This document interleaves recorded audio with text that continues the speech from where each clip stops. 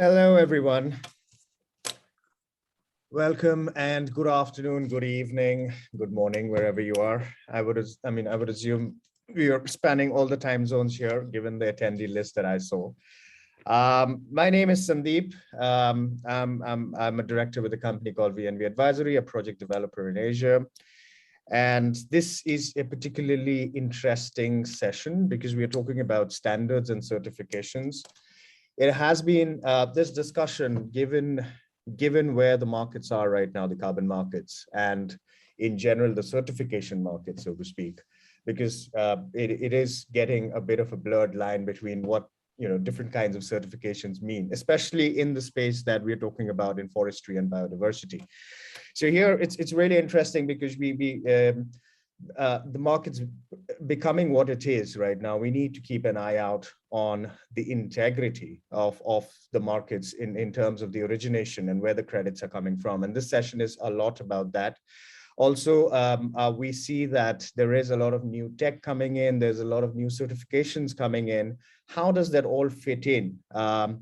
Given that we also need to look at some form of guardrails, et cetera, to maintain the integrity, and also put in some clarity, if I may, on existing standard certifications and how it all ties in, because I think that's the knowledge gap that needs to be addressed, or at least spoken about.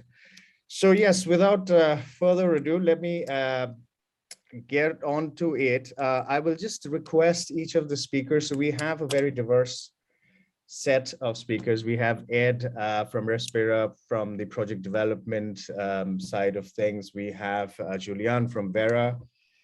Vera being one of the largest certification bodies on the carbon credit side. And then we have Asger from Forest Stewardship, FSC. So, maybe I could just start with a quick 20-second intro with all you guys, and then just dive straight into the session. So maybe we start with Ed then.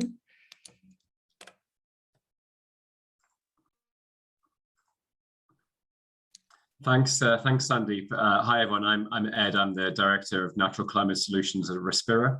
Respira is a carbon finance business focused on nature-based solutions. So we invest in long-term streams of verified, certified carbon credits from forests and wetlands and grasslands. Thanks, Ed. Julian, maybe? Hey, everyone. I'm Julie Baruti. I am Senior Director of Program Development and Forest Carbon Innovations at Vera. Vera is a nonprofit established in 2007. You probably know us best for our Verified Carbon Standard program, which is the world's largest greenhouse gas crediting program. We also run jurisdictional and nested RED program under the BCS, and a couple of different standards to measure environmental and social benefits of carbon projects or standalone independent projects. Those are the Sustainable Development Verified Impact Standard and the Climate Community and Biodiversity Standards. Thanks, Julia. Asger. Thank you, Sandeep. A pleasure to be here. As said, my name is Asger Olesen. I'm the Chief Climate and Ecosystem Service Officer at Forest Stewardship Council, which is perhaps the oldest forest certification scheme, and we've been around for more than 25 years certifying forest managers and their supply chains for sustainability. Thanks, Asger. And since you were the last one to introduce yourself, let's get on with it. How are we going to do this? We have a chat box down there for any questions. We're going to take questions as we go. The idea of this session is to also make it interactive, almost. We call it a pub conversation. So let's try and have that conversation.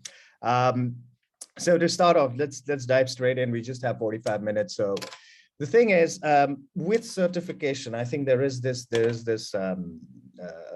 ambiguity, if you may, on what is certification and what it is not, right? So especially from the buy side, that we see a constant kind of, what do we need to certify? How credible is the certification and the claim after that? Though there is a difference between the certification and the claim, because you could have multiple claims on the same certification. So over to you, Asger, on this quantitative versus qualitative side of different kinds of things, and especially being in FSC, there is a clear demarcation between what some of us do in the carbon markets and some of what you guys do on the certification side. So a couple of minutes, Asker, on that, please.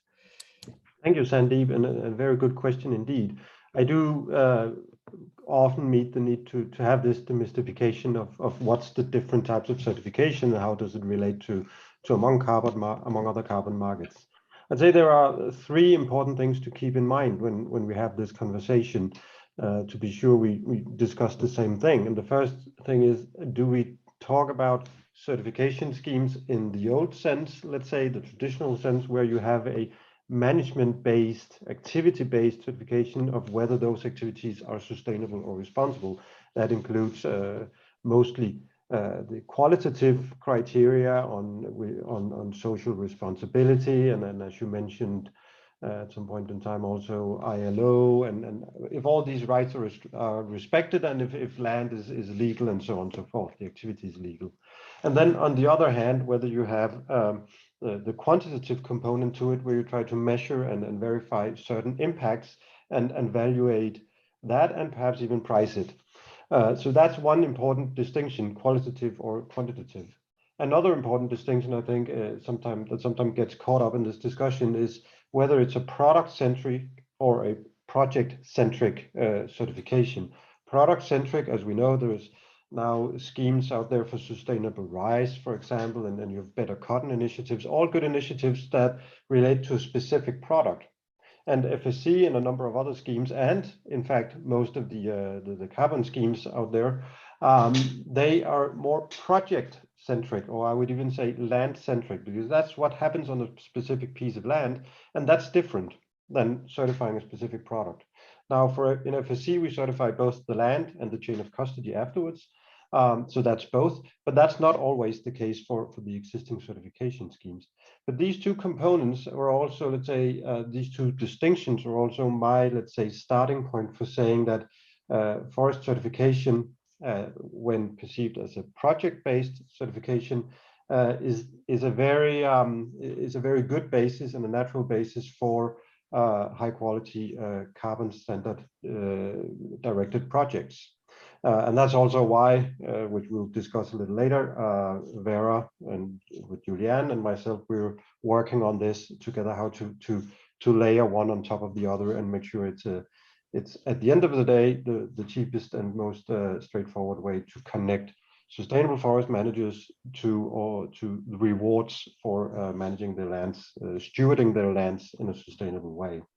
One could also perhaps add another level and of this, and that is whether you can, what claims you can make, and we'll come back to that, on a product coming from a land compared to a certificate or a carbon credit, carbon unit coming from that very same land, because that's not the same, and that sometimes gets confused in the debate, but I'm sure we'll come back to that.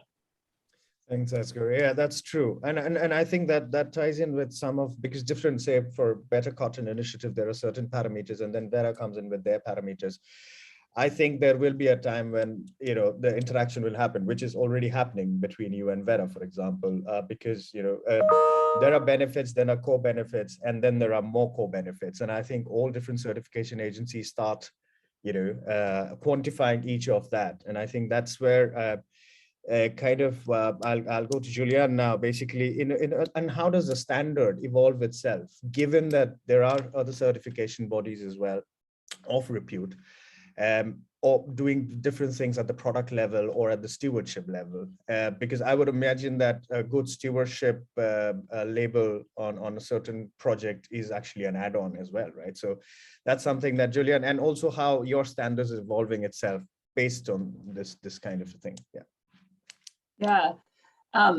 So yeah, we're very pleased to be working with FSC to help layer those certifications together and make them streamlined. And we do that with a number of different standards already. And we're looking to always be including more and increasing the benefits that people can get by doing sustainable land management or doing responsible sustainable development projects, and that have multiple benefits beyond just carbon crediting. So the key components of certification to us and to most programs in the carbon space, whether it's in the compliance market or the voluntary market, are not just the methodologies. They are also, it's an entire program that has to be, it's not successful without consistent oversight of all of the parts of the program. So there's the rules and requirements that apply to projects and programs that are certified under that program. There's also the methodologies that are by activity type. And then there's the independent auditing that we, and similar certifications programs are constantly trying to improve by training of our accredited auditors, third-party auditors. And then there is our registry system.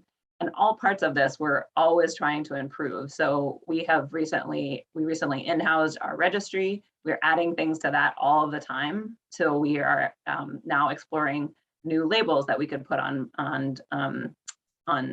projects and VCUs, just like the FSC will probably become a label, hopefully sometime in the near future.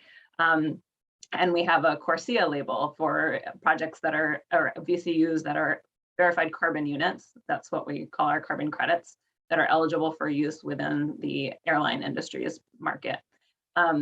We also are constantly trying to improve and weed out projects that aren't additional anymore. So for example, when we released VCS version 4, we're on the 4th version now of our standard and our general program. We excluded most grid-connected renewables projects because they were no longer additional in most countries. So that's just a huge narrowing of our program scope, but we think it's important because we need to maintain environmental integrity. We want all carbon units to be worth the same amount, and that means that we don't want any non-additional projects in our system. We are also updating our jurisdictional and nested RED program all the time. So we just released an update to that last year that brings it up to the latest science and the most aligned approaches with what governments are doing now. And then, and we're currently updating some of our RED Plus methodologies to align with that approach and be the best they can be at the moment.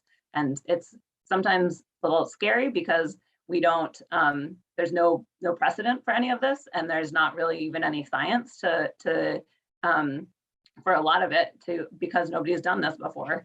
So we have this system of public consultation. We work with experts to develop the initial drafts of things, and then we have a system of public consultation, and then we have our board finally approves it if they think it's legit.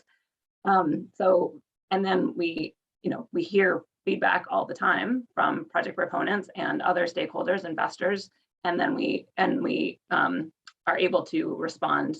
And because we are a standard, it can take a while before changes get made because we need to go through those whole processes. But we are always trying to get to the most workable approaches that maintain environmental integrity.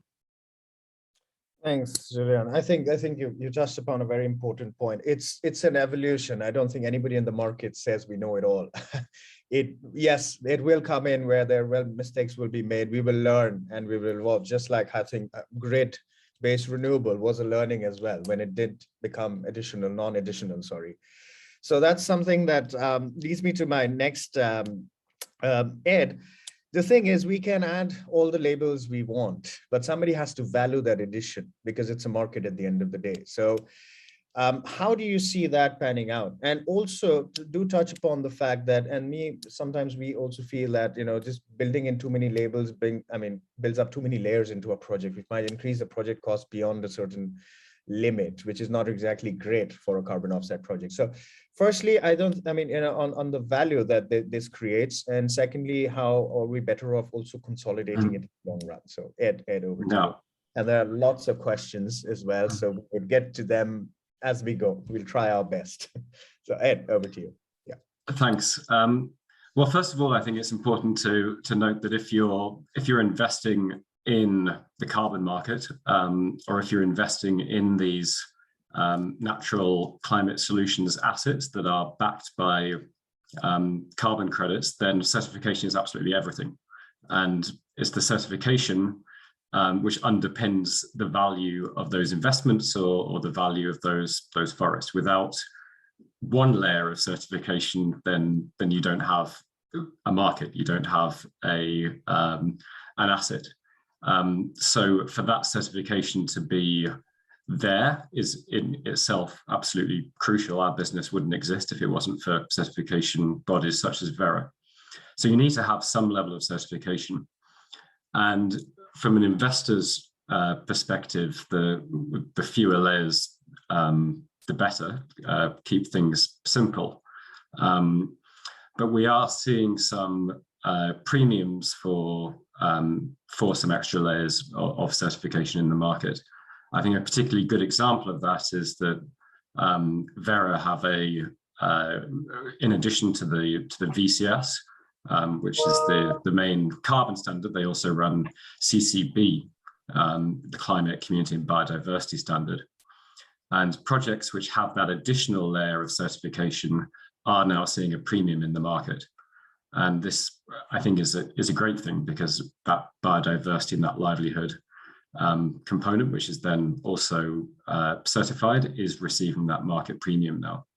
I spent many years at the Nature Conservancy, TNC, and we always wanted that to happen. And now we're now finally seeing that in the market, whereby CCB co-certified credits are carrying a few dollars premium to non-CCB, and that's a really good example of how different layers can actually lead to more value directly to the projects and the communities that they serve. Thanks, Ed. Actually, before I get into the next rounds, there is one question that I would like to take, because I think, Asghar, you were pretty clear about it, but then again, let's make it clear again. I mean, there's a question saying, what is the difference between Verra and FSC? It is not clear. I think let's tackle that head on, because I think that's really important that we clarify this before we go on. So. Agree. Thanks, Sandeep. I also had a look at that question, and it is certainly fundamental. I'd say, by and large, and this is obviously a somewhat simplified explanation, then FSC is management based. So we certify the practices on that land. How does the forest manager steward his land in terms of the staff he uses and employ, whether he respects FPIC, whether he has the legal right to manage the land, and so on and so forth, including criteria on management of biodiversity and water, and respect permissions on use of various chemicals and so on and so forth. All of this is included, but it doesn't. FSC forest management certification does not include what I said before, the quantitative component. There is no measurement, reporting and verification system for impacts included in the FM standards. And that's where, again, broadly speaking, Verra and others take over with the methodologies for activities and so forth, to say, how do we then measure and quantify and verify impacts from various activities on that land? But obviously, these standards, not only Verra, but also a couple of the others, well, the standards that Verra manage, but also a couple of the others in the market, they obviously hold they need to check for social responsibility, legality, and all of that, which, broadly speaking, overlaps with what FSC and some of the other certification schemes certify. So there is somewhat an overlap, but there is also a complementarity. And what Julia and I and our teams are working on in the FSC Verra collaboration is exactly sorting out this overlap. How can we make sure that there is not double admin and double work and double cost if you do both an FM certification and a Verra standard certification on top of it? So it's the, broadly speaking, quantitative and qualitative. Yeah, true. I mean, just as a simple layman example as well, I mean, if I had to do the carbon sequestration estimate, I would use a Verra. And if I needed to know if the land where the trees were planted actually belongs or the chain of custody for it on a sustainable practice, I would go to FSC.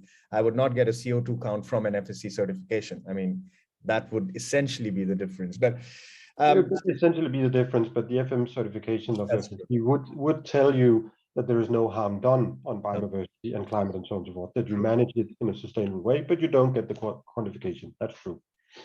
True. Okay.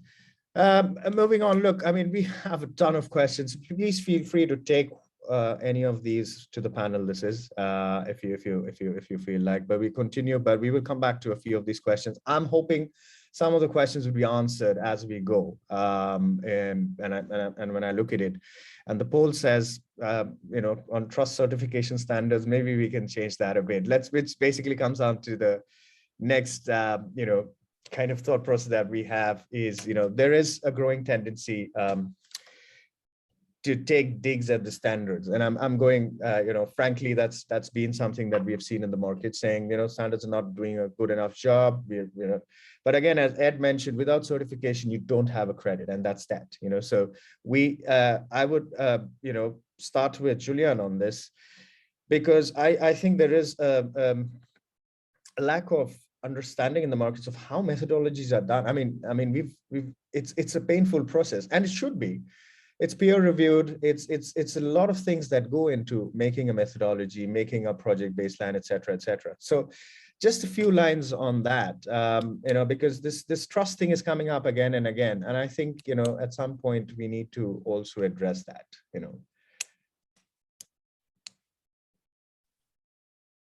Having trouble unmuting.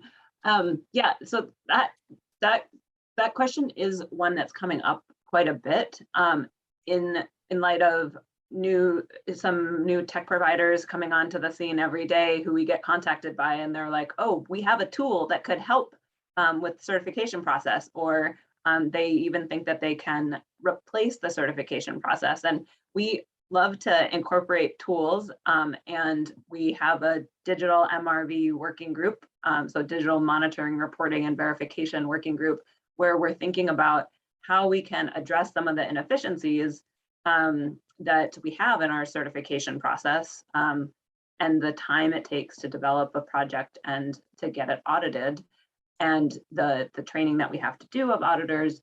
We're not going to ever replace the third-party audit, but we do want to take advantage of some of the new tech that's coming out that can make this more efficient.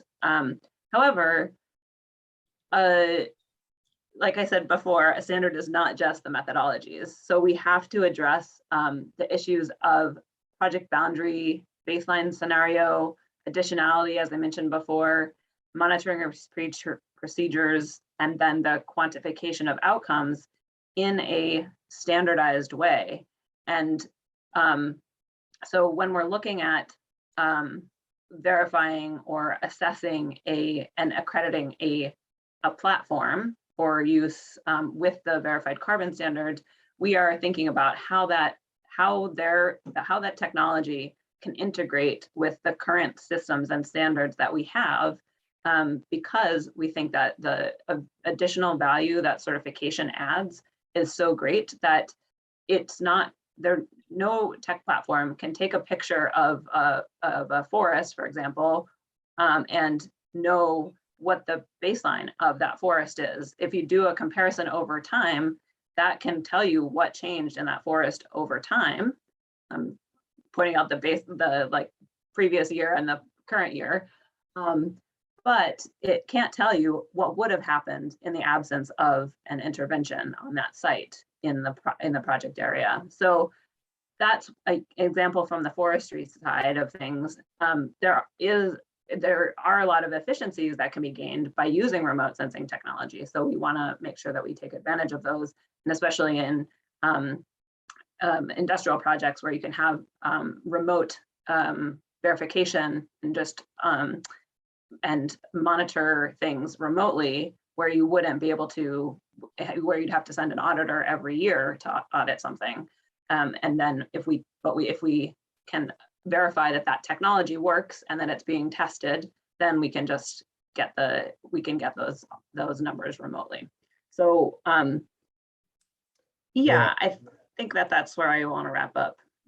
Yeah, true. I couldn't agree more. I think technology has a part to play, but it's still a part to play. It cannot replace what we have. I wouldn't assume that's a great idea. Ed, your perspectives on this. I mean, given that you've been in the space for so long, and we see this influx of technology coming in, which is great, but we still see there's still some ground to be made before we can really get there. So, yeah. Well, for a market to work, and especially a market which is underpinned on the certifications, people need to be able to trust those certifications. And again, ideally, the fewer of them around, then the better and the more simple for the market. So my view in general is that we should try to keep the number of certification bodies as small as possible. I happen to think that Vera, Gold Standard, and a number of others who are already there do a good job. And technology is obviously needed. We can always advance technology, and that should be an aid to these standards, which are long-standing peer-reviewed methodologies. I don't think it's very helpful for the sector in general if people go creating their own new standards every 2 minutes, and that just erodes trust in the entire sector. So by all means, collaborate to get the best tech out there, but creating a new standard and then potentially self-certifying is not helpful for anyone.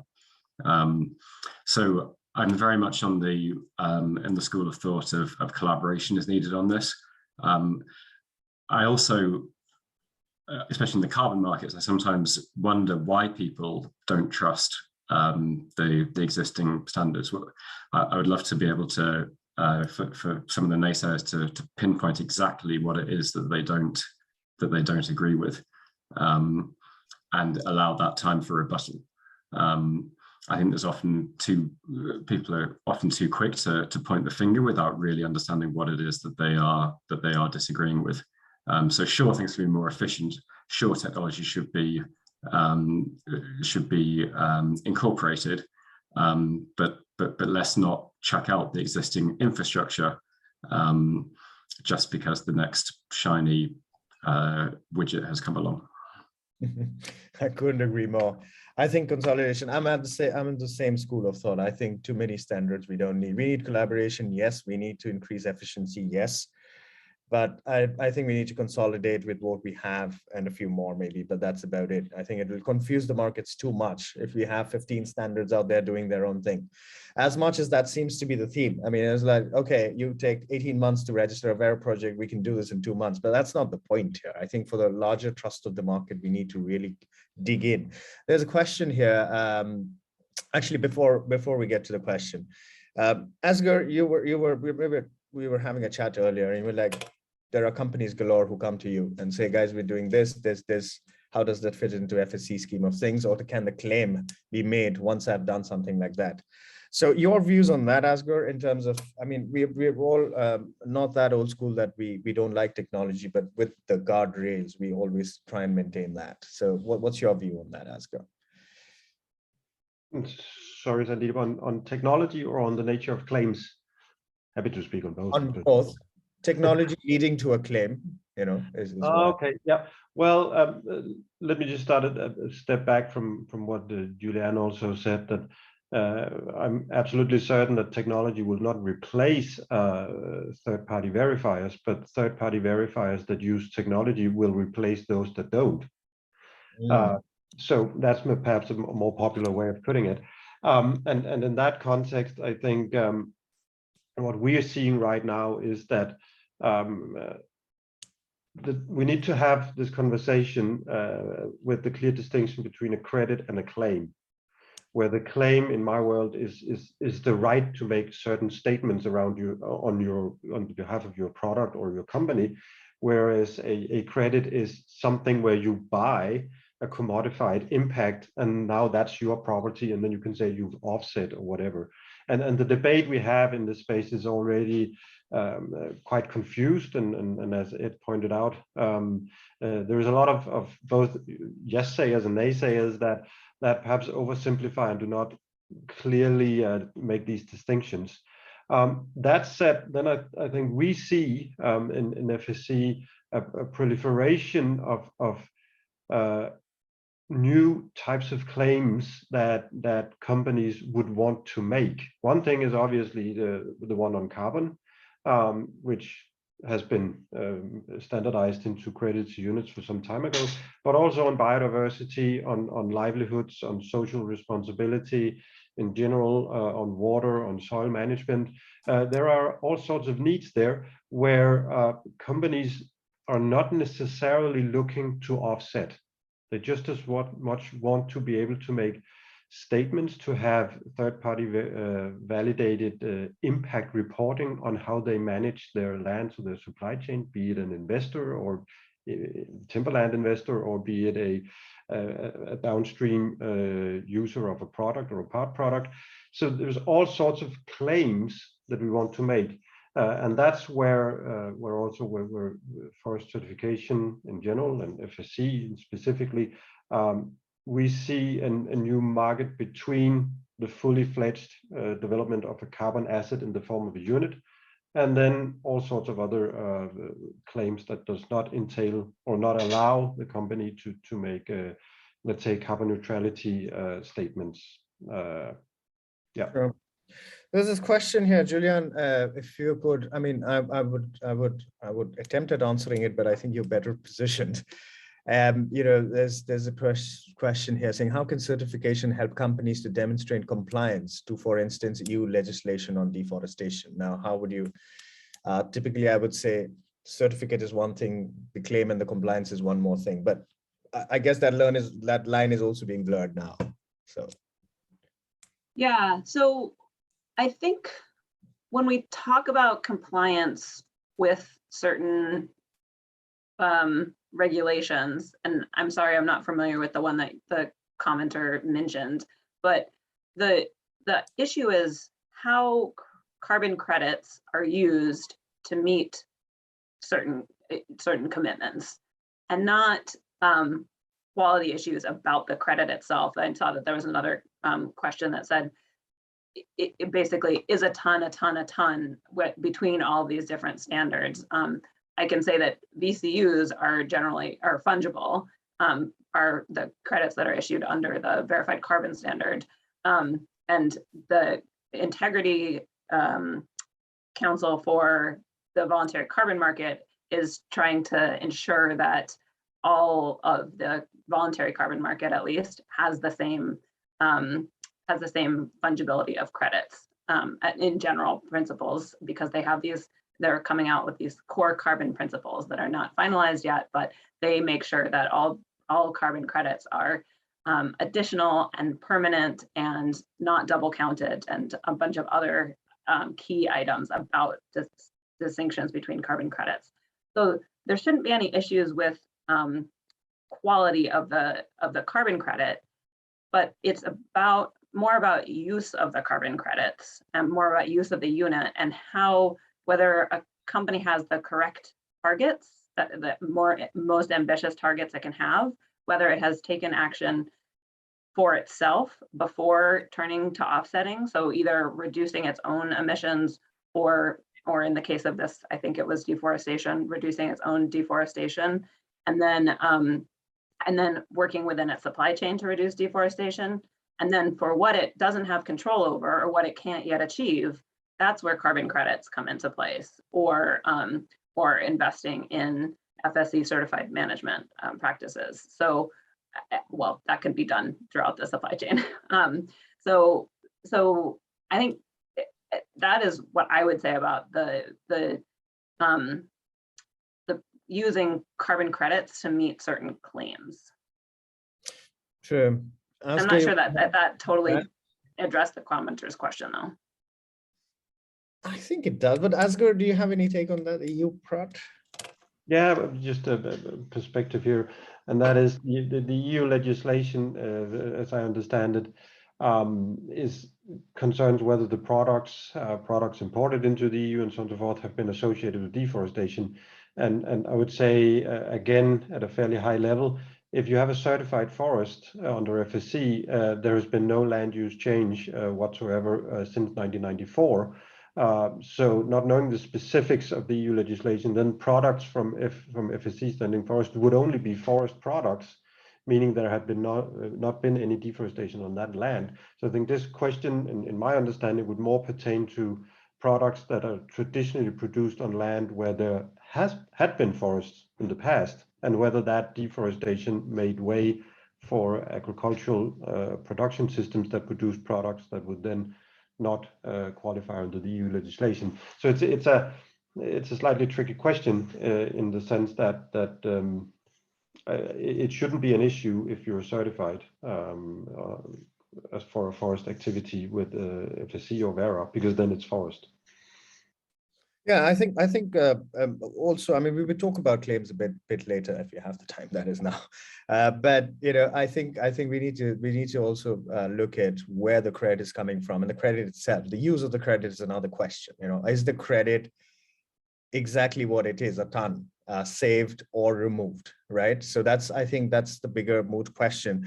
Ed, a question to you. I mean, and if you want to take this, what are the inherent inefficiencies that, I mean, of course, standards have inefficiencies. I think the standards would be the first to agree on that, and like all of us have in our business processes. What do you think from a developer's perspective, or having worked in markets, what are the kind of inefficiencies that you see in the standards that you think you would want to comment on, if you want to take that question? I mean, I can think of a few, but over to you, Ed. Yeah, I mean, I think that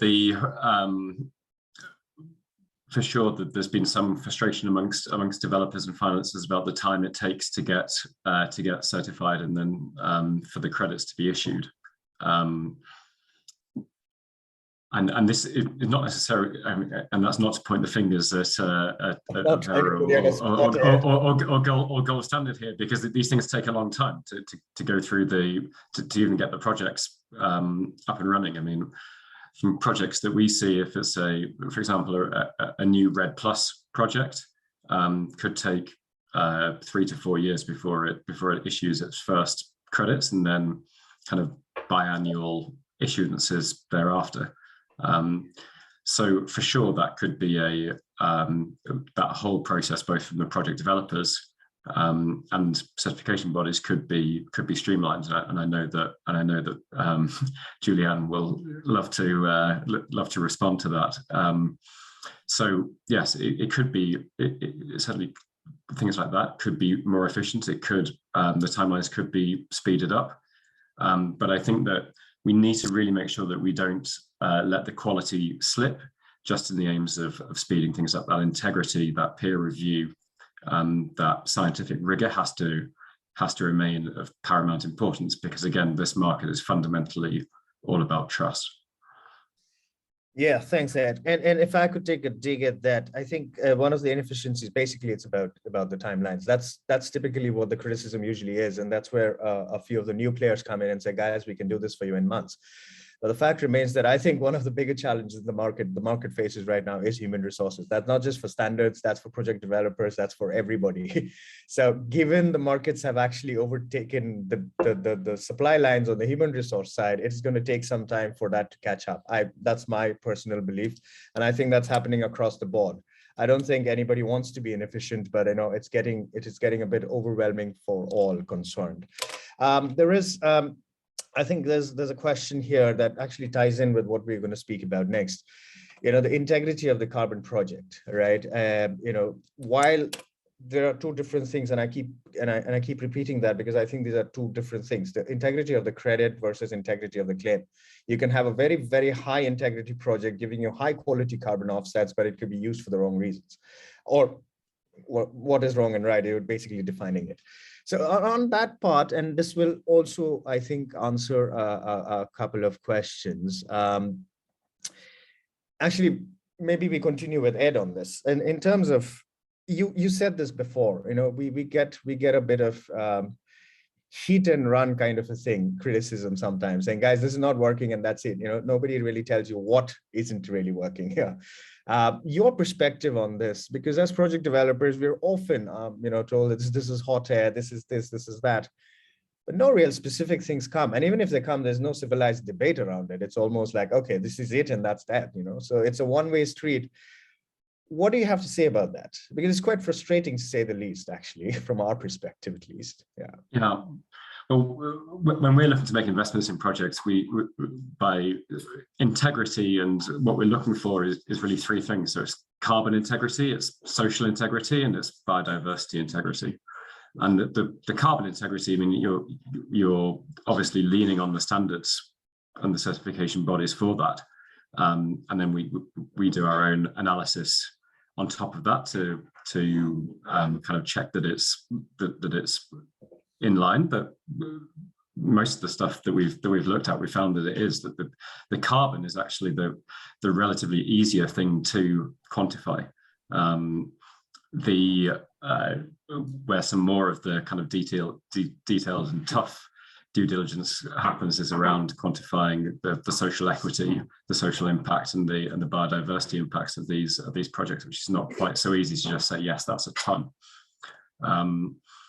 But by and large, I mean, we also use there are these new rating agencies which have come out, and I actually find their approaches in terms of how they deconstruct projects and enable you to look at different things such as additionality, leakage, permanence, baselines. Those are all quite useful tools to look at what's underneath the beast, so to say. Thanks, Ed. Julian, just a quick thing. I mean, look, first your perspectives on this integrity of the credit piece, because I think that's quite crucial while we can work on the claim on the other side. What is Verra? How does Verra? You spoke about a few things that, for example, grid-based renewable went out, and it's an evolving process even with land use, I would assume. But things like this, but we keep hearing about the forest fires bit, so, oh, okay, you guys claim carbon neutrality, half the forest is gone, we had a fire, etc. It's something that we talk to journalists, etc. Something from the standard side would be nice, Julian, on how you guys look at this. Yeah. So specifically with respect to the permanence of a VCU, and especially where it comes from the agriculture, land use, and forestry space, that's something a lot of people have questions about. Like, what if a tree burns down or a forest burns down, and you've already issued a credit from that forest? Is that my credit now not viable? And we would say, your credit is still viable because that project had contributed. We don't allow projects to issue all of the credits that they can all at one time. So our credits are validated before they're created. We validate the project design, and then the project has an estimated emission reduction amount or removals. And then we only issue the credits after a period has passed and the project has monitored and actually created generated the carbon emission reductions or removals. So where it's a removal or where it's a project in the agriculture, forestry, and land use space, we ask that project before they issue any credits, they must issue credits into our buffer pool. And so the AFLU buffer pool is what we use in case a project. So first of all, we don't let a project issue any more credits until they've made up for what we call a reversal, which could be a spot fire or a complete fire.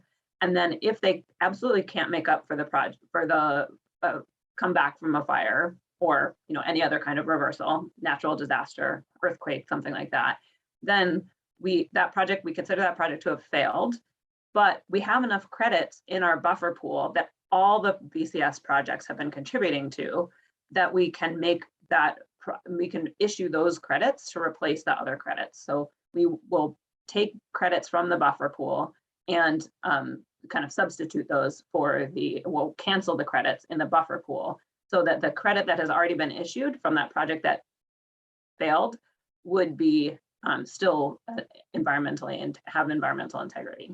And we're always, and the way that that buffer pool is populated is by use of, to get a little bit into the weeds here, a non-permanent risk for the pool. word, Julian, actually, unfortunately, we don't. We will get to this, but thanks for explaining this buffer pool. It's a really important concept. Last words to you, Asger. We're really out of time. Sorry, Julian, to cut you off. So, last words to you, Asger, if you want to touch upon any of the questions or anything. I know. No, I think we're running out of time here, so I'll let you wrap up, and then perhaps we'll come back with a roundtable later on. Okay, great. Yeah, I think we will need a roundtable. Not much time to wrap up. I'll take 20 seconds. Thank you so much, everybody, for your time. Really, really appreciate the discussion. This is a massive space. I think we will need 3 hours to discuss this because there will be questions which are quite specific. We could not take a lot of them because they're really specific. We are happy to get back to you on a lot of these and probably organize a roundtable later. So over to you, Warren. And thank you, everybody, for attending. It was great. Short, but a good conversation. Thanks.